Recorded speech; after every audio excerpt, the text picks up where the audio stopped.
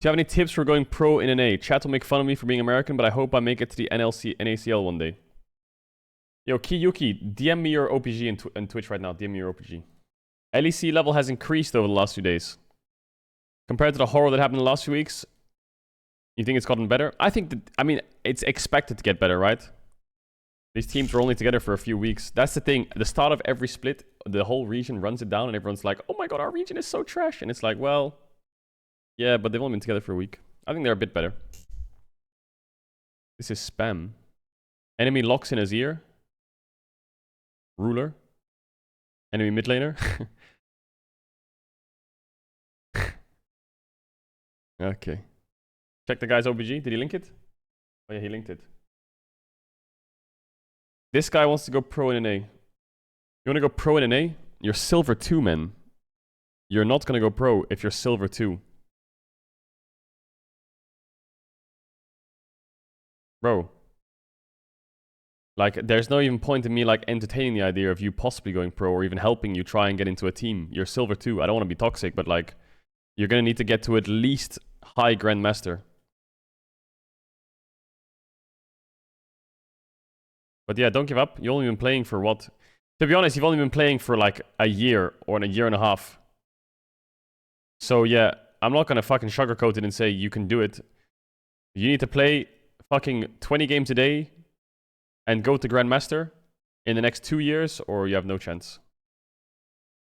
Maybe 3 years. But yeah, don't give up too much in your life because you want to chase an esports stream if you're silver 2. Year in LoL recap. But chat, this doesn't work for me. I have so many accounts. Wait, this is just the year recap. Wait, which account did I play on the year? I played on Rat King, I think. Hashtag XVP, I think was the account I played on. GM. It's in German, my guy. It's in German. Oh, there we go.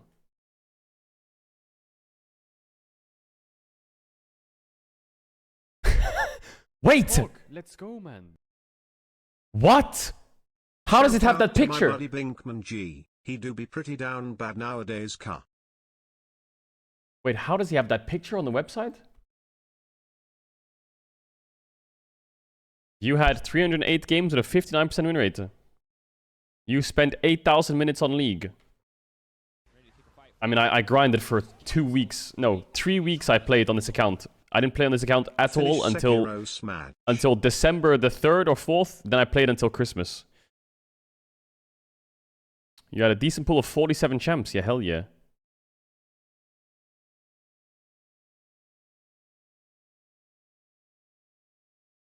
Your total KDA this year is 3. 4 pentakills. Well, yeah, but the Master Yi one was in an ARAM. The other 2 were legit.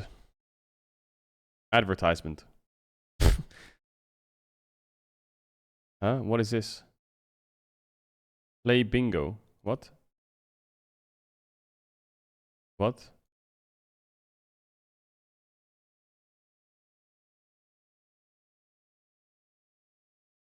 Huh?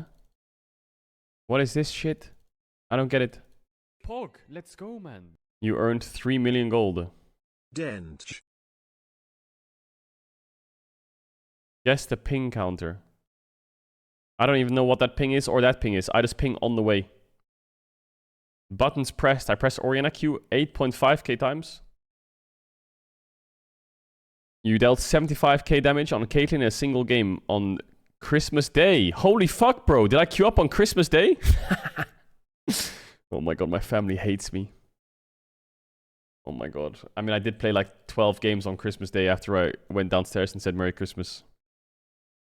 Yo, I had to get child, bro. Like, I couldn't live with myself. Hey, you, it's me. Your bro Guardian Ape. I Yo, feel up, like Ape? we are growing apart more and more. I really miss you. Please come and fight me. Pog, let's go, man. Am I cooked or am I cooked? In Aram, one I only Does it Andy track and how enjoy often Pro you League, made but rats hear me Biasic out. cry? Jungle Wanderer brand. You could make a draft where Bard will only get the 2 sentinels from their side jungle, and then he'll just continuously invade the jungle for his XP while also collecting meeps. Let's go, Bro, man. what do you mean invade the enemy jungle? What do you think a level 2 Bard's gonna do? You're gonna scare them away? Xin Zhao will just fucking E on you and one-shot you. What is that Bard gonna do? I actually tried Bard jungle. I've played Bard jungle. I tried it on stream. It's dog shit. What is this? Owner vs. Cassante clip.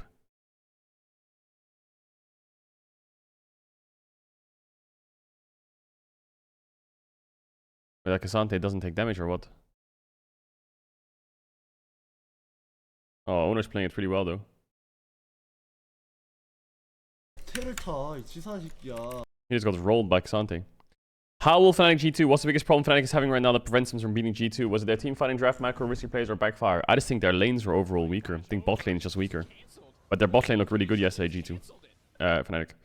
Western Lucian versus Eastern Lucian. Only got a $20 in my pocket. Wait. I'm hunting, looking. Eastern Lucian is This 40 wins, awesome. 19 losses, and Western Lucian is 217? Wait, are you Zaza. serious? XQC pronunciation test. Oh yeah, wait, is it a pronunciation test? I'm good at... Wait, let me just check something real quick, chat. How long till we have to go? Hyperbole. Hyperbole. Hyperbole. Yep. Worcestershire. Worcestershire. What? Archipelago? Archipelago? What? Not bad. Bureaucracy, easy. Sometimes people think that... Yo, chat, you have to know that I grew up... Hey, this is maybe people know this. I grew up in Spain. When I was 5 years old, I moved to Spain until I was 18. So a lot of my, like, English, I learned in the Spanish school. And my main language for, like, 10 years was Spanish. Your phone's buzzing? Oh, sorry.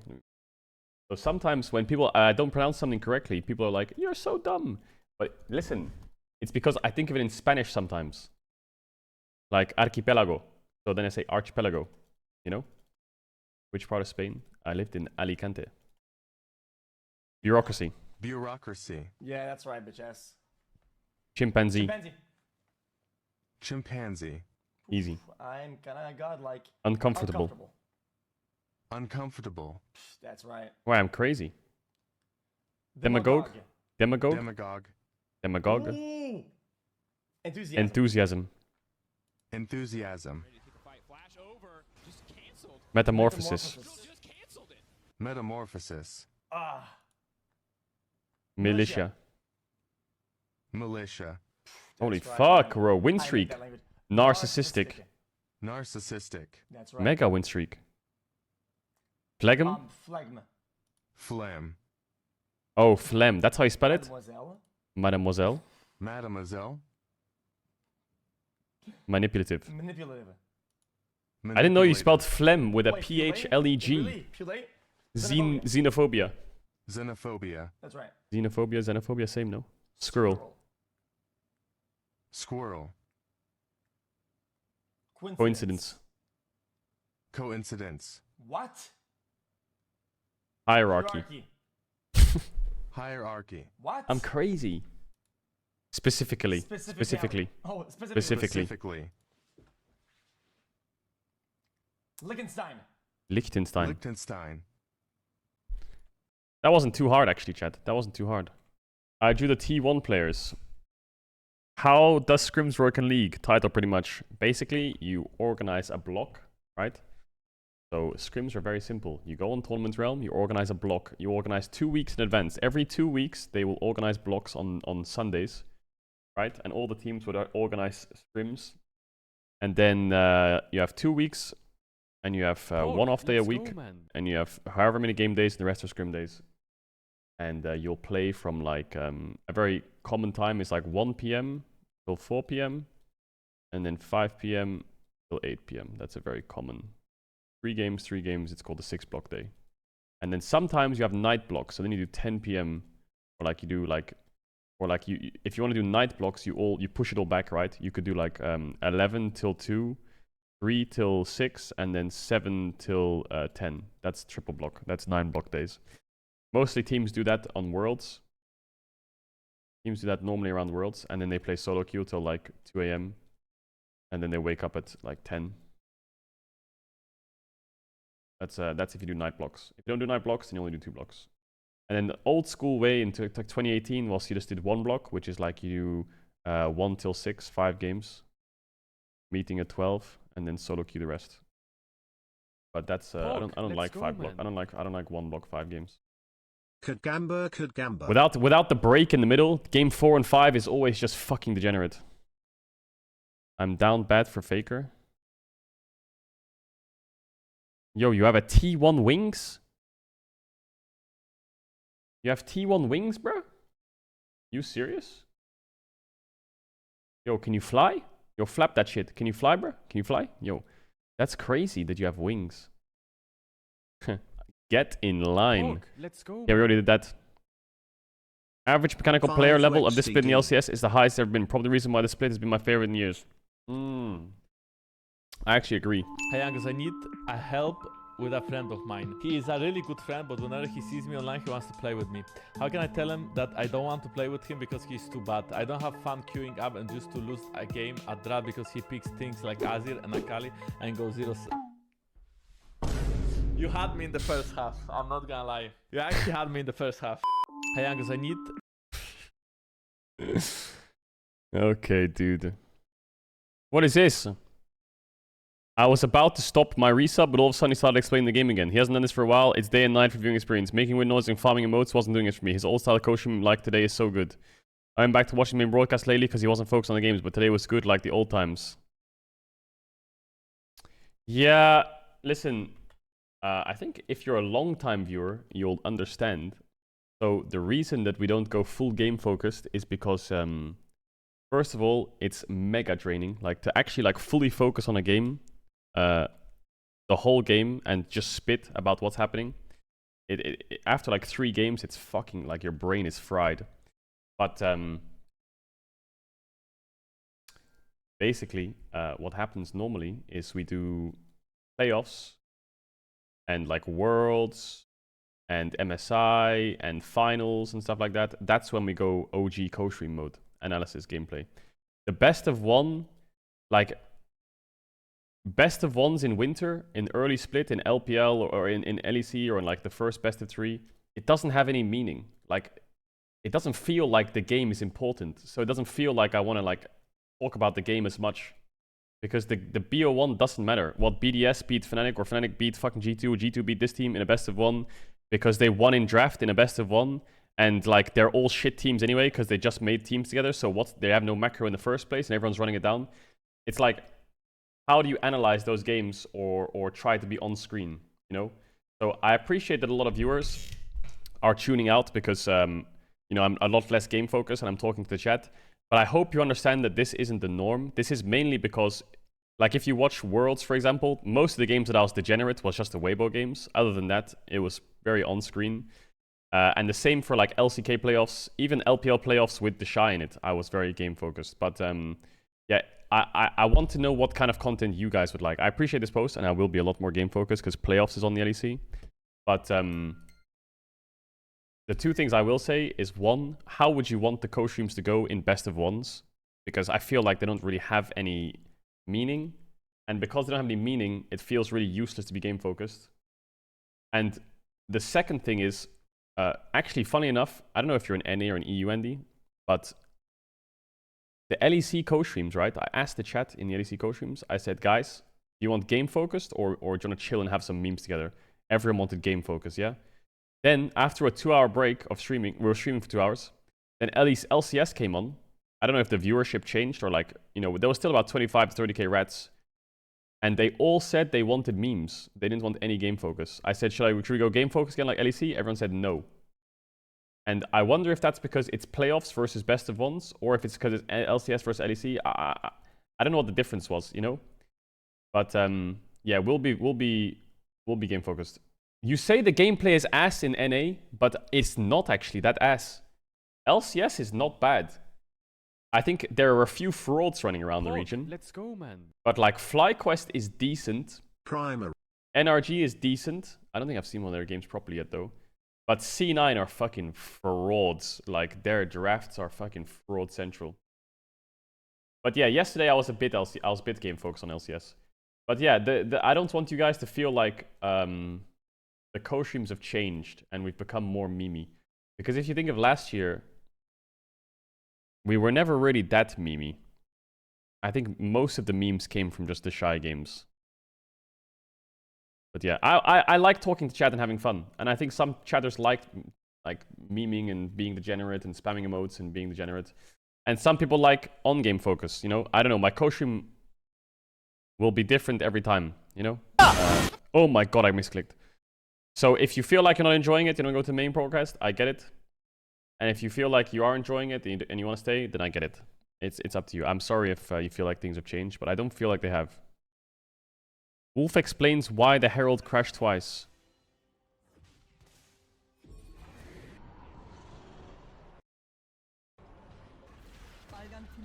Wait, it works like that?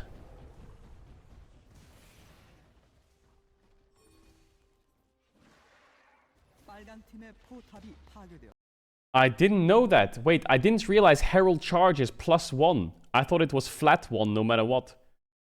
So basically what it's saying is, because the Herald spawned as the tower was about to die, it gets +1 on a charge. It doesn't stay at max 1. So now it has 2 charges because the tower died. So as he charges it, because this tower died, it has another charge.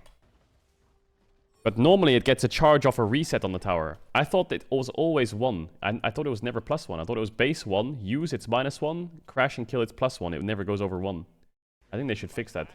That must be a bug, right? Or is that intended, that you can get 2 stacks? Because if that's true, then what you're essentially saying is this is now the new norm. You always herald as the tower is about to die. And if you time it well enough so that it spawns as the tower dies, or as you're running as the herald, then you can always one-shot the second tower.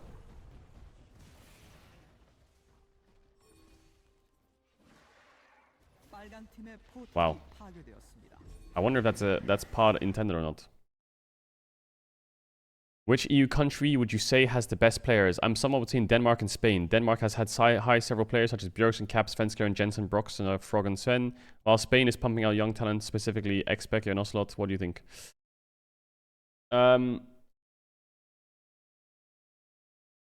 The country with the best talent. Don't forget Wunder in your Denmark list, by the way. Don't forget Wunder. I would say the best... It depends. All time or currently? Currently, I think Czech Republic and Spain is going kind of crazy with the talent. And Poland as well is a classic. I mean, the worst is definitely like the UK or something, isn't it? What is the UK? The UK has been what? Maxlore, Alfari, Caedrel, Xmati, and Kasing. That's it. That's the UK all time. And Impaler. That's it. That's UK talent. In LEC. Oh yeah, Snoopy. Snoopy, my goat. He walked so we could run it down. Alright. Coaches in league. What is this? I was watching a new episode of Euphoria, and Elio and Super were talking about their coach. They mentioned how good of a coach he is, considering him one of the best coach in Europe. And the guy has insane knowledge. At the same time, historically, provider saying the coach will never teach him anything new. I think the coach is in EU positions in most teams is not very important. Ooh, you're opening up a bag of worms that I could fucking eat all day. There are... No. I'm not gonna open up that bag today. We're gonna open up that bag one day, but currently we're not gonna open up that bag. But yeah, some coaches, I don't know. Listen, there's 3 skills. Listen, so when I was gonna get into coaching in 2021, I was gonna join a team and go coaching. I was looking at G2 and Vitality, right? And there was 3 philosophies that I think coaches need. Okay, one is authority. They need to be respected. They need to be respected because the second the coach loses authority or like it doesn't have some kind of like dominant demeanor over the fucking players to make sure that they do their fucking shit, then you lose your job. The second is game knowledge. obviously, this is the most important one when it comes to coaching, right? Because you can get your game knowledge, and if it's really good, you'll have authority because they'll believe you. And the third thing they need is people skills. You need to be able to know what a pro player is feeling and when he's feeling it, right? So for example, in a Scrim review, the amount of times I've been in Scrim reviews where pro players are sitting there quiet when they want to say something, knowing that they want to say something and getting it out of them is important because that shit builds up. The amount of players I've seen not talk in review because they're either tilted or they're upset at the way they played, and then they don't speak up, it gets progressively worse. So these are 3 skills I think pro players, coaches need. Now, the one thing I thought I didn't have was authority. That's why I didn't go into coaching, because I feel like I didn't have the social skill and social awareness to be able to tell players to do things and like do it now. I feel like I would get respect from my game knowledge, like a lot of respect, and I feel like we'd be able to talk about the game really well, and I'd probably be able to help them a shit ton. But would I be able to make them wake up at a certain time and make them stick to a schedule and make like be a Chad, you know, and make them go to the gym? No, I wouldn't. I don't have that skill. I feel like I've got people skills to know when people, I can read players really well and how they're feeling. I can help them a lot with the game, but I can't be a dick to them and like, you know, get the belt out, I guess, for lack of a better metaphor. So I think those 3 qualities, there are certain coaches in the industry who are very good at some, but bad at others, right? For example, I would have been bad at authority. Here's game knowledge and here's people skills, right? But there are some coaches with not very good game knowledge and good authority and good people skills. And that's actually a valuable trait in itself, because what you can do with these 2 talents is you can essentially get the team to talk and the players will figure out the problem themselves, but you'll get it out of them. Does that make sense? Why saying Yamato? Yamato's got great game knowledge. So essentially what you're doing is you're reading the room, you're the speaker, you're the one with the mic, and you're getting them all to discuss, and you're poking it out of them, all of them. You don't have the game knowledge to understand what they're actually talking about properly. You kind of know what they're talking about, but you can poke it out of them, and the players will come to a conclusion together. That's fine. If you have authority and game knowledge, but bad people skills, then you need a performance coach or someone next to you. That's where you can fix these weaknesses. You need a performance coach or someone next to you who can like read the room, you know, because I think it's a slight form of like not autism, but like lack of social interaction. If you don't really know how to read a player very well or a person, how they're feeling, you know, if they're sit up in the corner like this and you don't actually clock that they're actually fucking depressed or annoyed, then you're missing that quality. And then if you have good people skills and good game knowledge and you don't have authority, then my plan was to get a general manager who was like a really like solid general manager to like help out on the authority side to like make sure that they were doing their day-to-day very well. But I feel like I had these 2 skills very hard on lock, but I didn't have the third one. What is your MBTI? What that means. So I decided not to go into coaching. If I had that third quality, I probably would have gone. And back then, it wasn't really even about the money. Like the coaching money wasn't that bad compared to casting. Like it was like kind of same back then. So it wasn't even about money. So yeah, that's why I didn't go into coaching.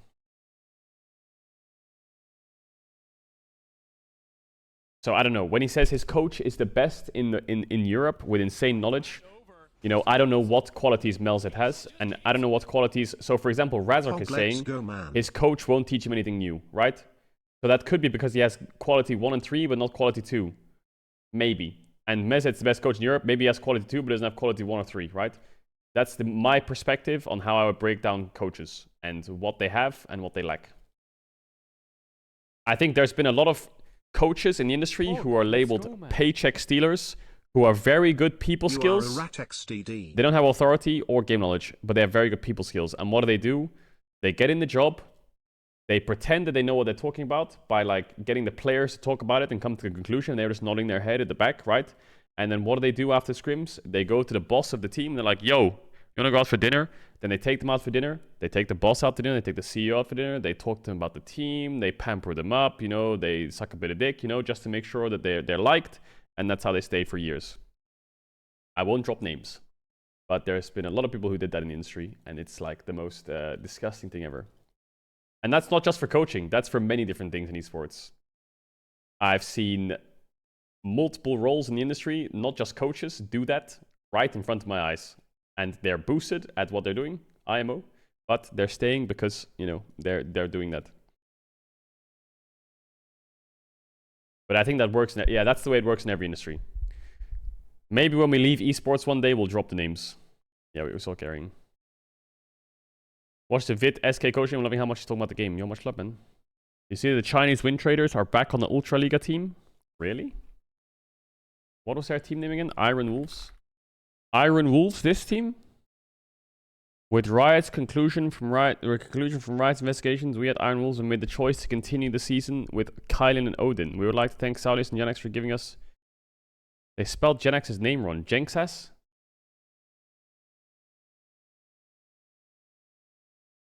Thank you for everyone's patience.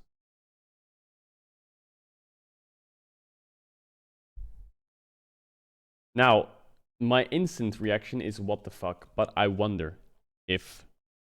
I get that they're getting a lot of flame here, but I wonder if Iron Wolves, because they're a small team in the Ultra Liga or something, I don't know how big they are, they only have 1.3k followers, they don't have the money. I wonder if that's something that they did. They've signed them for a year in pretty solid contracts, and they don't have the money to get others. And they're kind of forced to play with them because they weren't proven win traders, otherwise they'll go broke. Or like they can't afford it, right? So as much as I want to jump in here and say, like, that's pathetic, reading through this statement, I get the feeling that they don't have the budget to get other players, so they kind of need to play with them.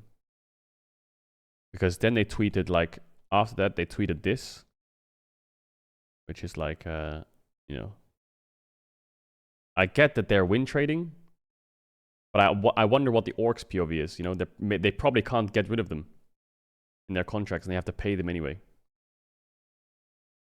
Because they can't prove that they did anything wrong, so they can't actually break their contract. I guess. That kind of sucks. And then it must suck for them, because what are they going to tweet? Unfortunately, we don't have the money to get other players, so we're going to stick with them for the rest of the split. Then what, throw the players under the bus? You never do that as an org, right? You can never throw the players under the bus. Org is sponsored by Chinese? Wait, really? What is their sponsor? They're sponsored by a Chinese org?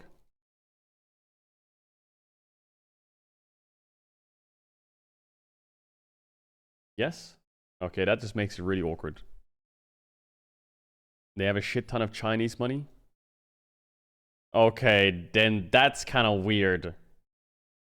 I didn't realize they were funded by, like, Chinese orgs. I mean, like, I'm not going to be that guy, right? But that makes you put 2 and 2 together, right? And that just makes it weird. Chinese org, importing Chinese players into the Ultra Liga, and then win trading, you know, like... I'm not saying they did anything, but it just gives you a lot of ways to puzzle together a stupid fucking story.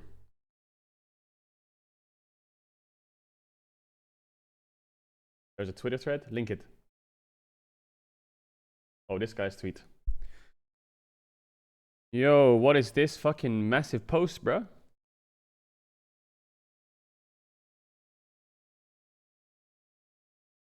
Okay, I mean, this guy is clearing it up, and this guy... I can tell you with certainty, Kyle and Odin are from China. They haven't participated in any tournaments like the LDL or LPL. No one in Europe know about them. They didn't do a US solo queue. They didn't look for a team on Twitter. They just joined the Polish league out of thin air. That seems strange. You can refer to how this guy joined the European team. He was 1000 LP in the US server, made a lot of players. He met some LEC players, ERL players. They helped him a lot. Xkick retweeted his tweet. According to what I learned from other players, IW has a Chinese owner that brought these 2 players to Europe. These 2 players are from a top China super server. And the owner of them conspired with these 2 Chinese players and invited them to Europe for match fixing and money trading. The team owners and players conspired together for match fixing and money trading, which is not uncommon in the Chinese scene. As far as I can remember, at least 5 LDL teams have been disqualified by the league due to collusion between the owners and the players from match fixing and money trading. At one point in 2021, the LDL released a list of penalties for those involved in match fixing and money trading. The list was about 100 people. The reason why the Polish league couldn't detect their involvement is because match fixing and money trading is because the owner of IW and 2 players were too careful. They might have been too skillful and know how to avoid Polish league checks. They might have already been involved in match fixing and money trading in China, and they were very experienced. Until 2022, the Chinese league is not strict about team owners participating in fake matches. At the end of 2021, China's control over team owners' participation in fake races will be very strict. Once a team is found to have boss involved in a fake match, there's obviously some English translation issues here. The team will lose its eligibility to participate in the LDL league. The LDL teams have been reduced from 24 to 16 teams. Match fixers can no longer continue to be involved in match fixing and money trading in China, which explains why a Chinese became the owner of a Polish league team. So they've basically restricted as much as possible the win trading in the LDL. So they've basically gone overseas. They brought 2 Chinese players from China to participate in match fixing. It's almost impossible for Chinese players to travel to Europe alone to participate in match fixing issues. They are provided with help, just like IW's Chinese owner. They might be using Chinese to communicate, like how to fake matches and money transaction. They might be using different bank accounts. I don't know about it, but one thing I know for sure is that the Chinese owner of IW and these 2 players must have been involved in the faking the matches. If this happened in China, these 2 players would have been immediately permanently banned, and such teams would have been disbanded by Chinese league and lost their participation. Through this incident, I have also confirmed one thing, that there will be professional players involved in match fixing and money trading in the European region as well, and I believe that all European Union needs to govern and prevent players from being able to be involved in match fixing, and to give a level playing field to all players. This happened in China, these 2 players have been immediately perma-banned, and such teams have been disbanded. Through this incident, I've also confirmed one thing, that there will be professional players involved in match fixing and money trading in the European region as well. This is the same thing copy-pasted. Interesting. So what he's saying is that it's 100% a win trade. And even though the organization, like for example, so I initially thought the organization kept the players and didn't find anything because they're broke and they can't afford it. They can't afford other players. They're broke. But they're actually keeping the players. And now we're learning that these players appeared on this team out of thin air. Let's go, They didn't even play solo queue. No one heard of them. And the owner is Chinese. And he got them to the team to make them win trade, to make money off them. Because he can't in the LDL.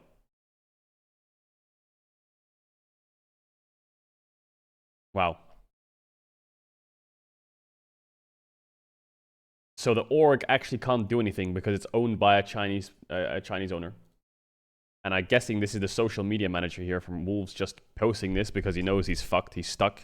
Maybe the social media manager is getting paid by the Chinese owner, and there's nothing he can do, and everyone's flaming the whole org in this tweet. I mean, the funny thing is, now that they've been exposed and they're keeping the players, and they said they're keeping the players, how do the rest of their matches go? Now, this is just speculation as well. I don't actually know their management. But, I mean, the evidence does point towards we're win trading. The sad thing is, it can't be proven. Like, I don't think... I mean, Riot couldn't prove it. Riot couldn't prove it. So now what? No one can prove it, really. What could you do? Well, what you could do... is the other players, Roof, Ends, and Hess Zero. Bro, guys, just fucking get out of there. Because no matter what happens, I would never trust my mid jungle in any game ever.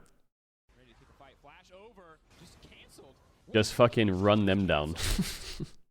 Damn, 23 months, that's a long time.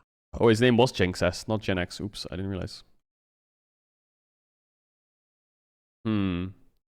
Well, watching their games will be interesting. Chat, should we just co-stream every Iron Wolves game and just fucking hold them accountable every game? See if they're fucking win trading anymore?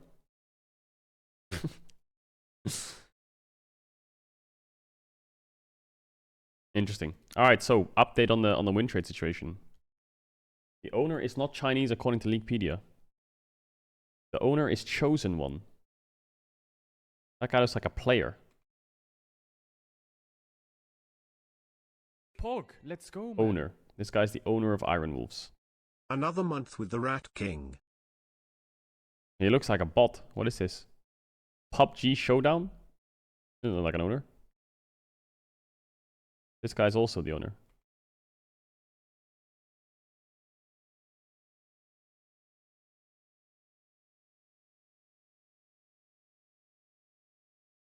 Yeah, it doesn't say that they're owned by a Chinese person, but I'm guessing that their sponsor is Chinese and funding everything.